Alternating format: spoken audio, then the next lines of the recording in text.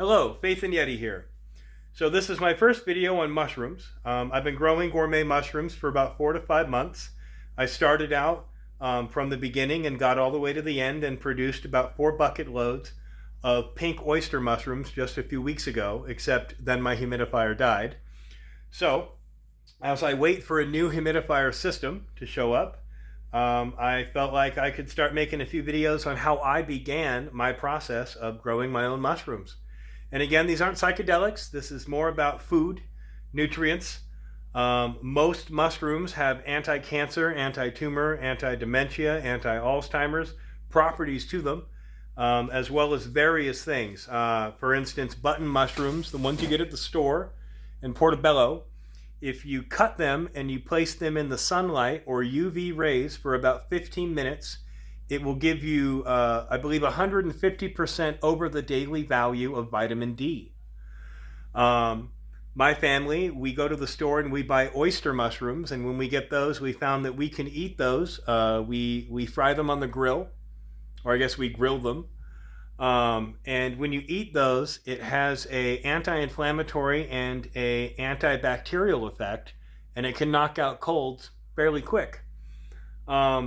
You can use lion's mane for brain health, and you can use reishi mushroom for your immune system.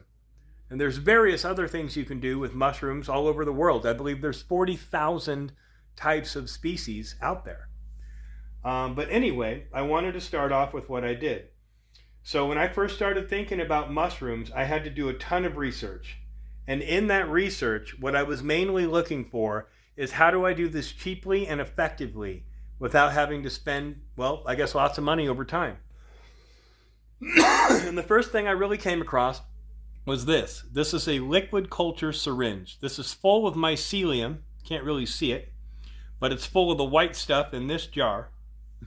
And there are 3 different methods for inoculating grain spawn here. That's what I did. I inoculated grain spawn, which turned into this right here. The mycelium overgrew all of that grain spawn and became this. The 3 different methods are, again, the liquid culture syringe. This is also liquid culture here. This is the recipe I'm going to go over in just a minute. And then this is the same recipe but inoculated with that syringe. It's full of mycelium, the same white stuff that's in here. Once all this grows, you then inoculate this, and after about a week or so, this turns into this. And then from here, you can put this into bags, such as like this bag here. These are pink mushrooms trying to sprout all over this bag. I just cut it this morning so they can start growing out. These are them. I got to keep it moist, but the mushroom should come out to about here.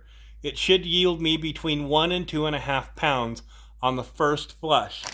It will then do a second and third subsequent flush, but with smaller yields. So the first, 3 options for culture is the liquid culture, which is fast, easy. You can make it home. You can make 50, 100, 200, 300, 500, however much you want, times this amount right here for just a couple bucks. Syringes like this on Etsy are between $5 and $25 each syringe. And this syringe has enough in it to make about 5 of these grain spawn jars, or 5 of these, which in turn gives you about 250 of these for the same $5, $10. So, and then the second option is to use something called an agar puck or plate, which I do not have. I didn't go that route. But the agar puck would be a little bit wider than this mason jar lid. And it is also full of its own nutrient-rich solution, but mostly made out of gelatin. And it is covered in mycelium, but it's also a sterile environment. And so in order to work with it, you have to be working with it in a sterile environment.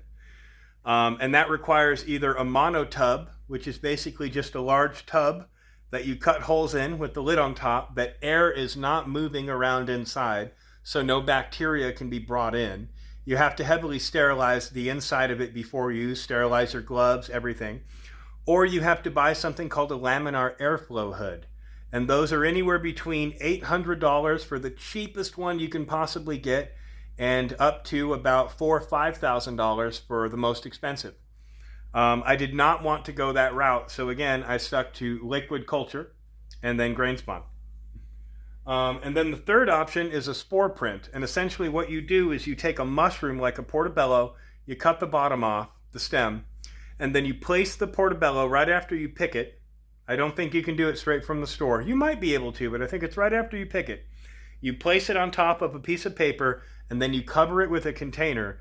And between 12 and 48 hours later, all of the spores will drop from underneath the mushroom and will cover the paper. You can then toss the mushroom, and that piece of paper, all of those spores, you can take up with a little scalpel, and you can place it inside of the grain here, and it will then turn into this. So all three of your techniques, whether you're doing the syringe, the agar plate, or the spore print, your goal is to get it in here with the grain spawn so it turns into this. And again, I went this route because I can make so much for almost nothing. I don't need to be incredibly sterile with a flow hood or a monotub, and I don't have to go out and pick fresh mushrooms to get the spore print. So I'm going to get into grain spawn here real quick. I'm not going to go too far into making it or what you do with it, simply because that's for another video. But what's ultimately happening here is this white stuff that you see, this is called mycelium. This is actually the body of the mushroom, much like a trunk to an apple tree is. And then the mushroom, when you eat it, that's actually the fruit, or much like an apple on an apple tree. So when you're growing the grain spawn, the reason for that, the reason you're not going from here straight into, from here straight into a bag or a bucket, is because oftentimes your mycelium is competing with other bacteria. And most other bacteria will grow faster than the mycelium. So what you want is you want to have grain spawn here, which is sterilized inside of a pressure cooker. You do need a pressure cooker in order to do this. You can buy them. I have a 23 quart right over here on the table, and it costs $100. And you can use it over and over and over, and you can fit 9 of these grain spawn jars inside the pressure cooker in one go, or you can fit 7 of these liquid culture jars in one go. And generally for both of them, they have to go for about 30 minutes for these guys, and then 90 minutes for this guy at 15 psi. Once you do that, they're fully sterilized. You wait till they cool down, and then you inoculate either the liquid right here with mycelium, or you inoculate this one right here for grain spawn. Now, once you do this, and again, the reason that you do it is because once it's sterilized, this doesn't have to compete against any other bacteria or fungus or mold, and gives it a much higher head start in case anything does take place. Your end goal is to put it in a bag like this. This started out much like this here. This is oak pellets, 75% oak pellets, and this is 25% of a certain type of horse feed. There's something called the Master's Mix, and that's made of 50% wood pellets and 50% soybean hulls. Now, me in northern Idaho, I cannot find soybean hulls for nothing. I mean, for nothing. I found one place that sells it for $33 for a, I believe, 20-pound bag. It's an hour away and an hour back, and they will not sell it to me in bulk at bulk prices. So that is not going to work out for me. I myself have managed to get this guy right here down to about 45 cents per bag. So I think that's pretty good. Most mushroom growers spend between $2 and $5 a bag. And again, I've done this for about 45 cents. So this is what you would start out with. You would add this grain spawn into this bag, and after about 2 weeks or so, that bag would turn into this bag, and you would have mushrooms starting to try and sprout. And then once you get to this point, This didn't fully cover the bag because I didn't do the greatest mix. This is more horse feed, while most of this took the oak. If I would have mixed it better, it would have covered the whole thing. But as you can see, the mushrooms are already trying to sprout, so it doesn't really matter. But I am going to be mixing a lot better in the future. Let's see here. So when I ordered my syringes, I got 3 different syringes. I got one for lion's mane, which is its own species, and then I got one for oyster, and it has many different subspecies. So for instance, this one right here is blue oyster, while what you saw in the bag is pink oyster. Pink oyster is tropical, and blue oyster is more for colder environments. And I believe there's between 40 and 60 types of oyster mushrooms. Now, oyster mushrooms themselves, like most of these mushrooms, sell for a great deal of money. Oyster mushrooms right now down at my local supermarket are between $10 and $15 a pound. Lion's mane goes for about $13 to $18 a pound. Shiitake is, I believe, $13 a pound. King oyster, which I have yet to try and grow, is between $15 and $20 a pound. Hedgehog, which I hear is very difficult to grow, goes for $20 to $25 a pound.